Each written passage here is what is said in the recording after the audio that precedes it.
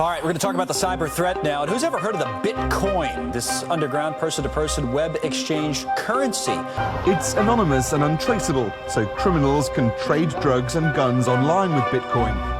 And it's almost completely anonymous. The clouds are opening up to herald the arrival of Satoshi Cyber Christ. Christ is back! The crypto world is riddled with multiple controversies. One of the most famous cryptocurrency hacks occurred in January 2018. Nearly 23.8 million were stolen from the digital vault of crypto entrepreneur Michael Terpin. The mastermind behind the hack was Ellis Pinsky, the cyber thief whom the New York press has nicknamed Baby Al Capone. Ellis' story is that of a perfectly normal child. He's the son of migrants from the former Soviet Union. The family lived in New York City until they moved to Irvington, a town on the Hudson River. In his new suburban residence, when he was just 11 years old, Ellis grew fond of online video games such as Counter-Strike and Call of Duty. He then started spending time with a young community of would-be hackers that hang out in gamer environments. Ellis engaged in acts as what is referred to as social engineering.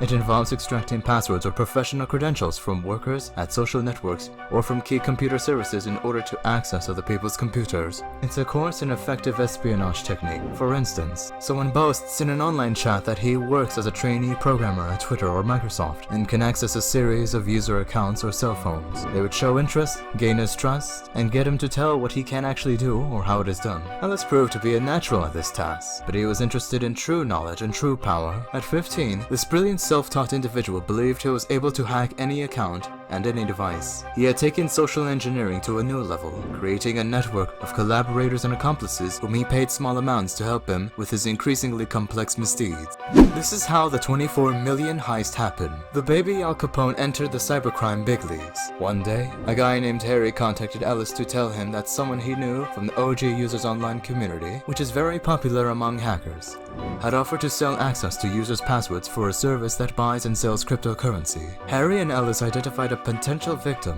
from the client database.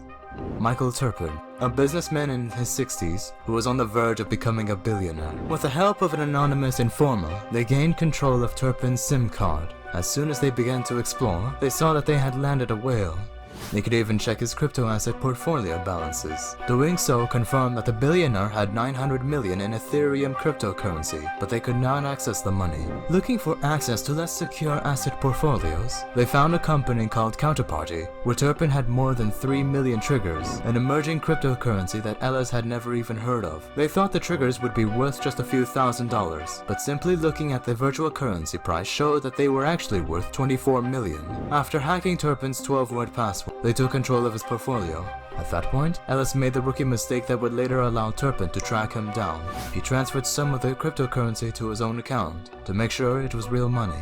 As soon as Ellis confirmed that his balance reflected the new deposit, he and Harry mobilized a network of accomplices. They began to make dozens of transactions to help them launder the money by exchanging it for bitcoins and transferring it through different servers before depositing it into a new account. After splitting the spoils with Harry, Ellis ended up with several $1 million in his checking account his parents had opened for him to start saving for college. He went to bed early because he had gym class the next day. He had just become the richest teenager in New York State. Ultimately, Terpin filed a lawsuit in 2020 against the teenager who had stolen from him 2 years earlier. Ellis found himself a good lawyer, pleaded guilty to embezzlement, and, as a show of good faith, returned 562 bitcoins, an expensive Patek watch he had bought, and just under $100,000 in cash, which he had been keeping in a piggy bank under his bed. The authorities went easy on him. After all, at the time of the events, he was only 15 years old, and a cybercriminal is not an armed robber.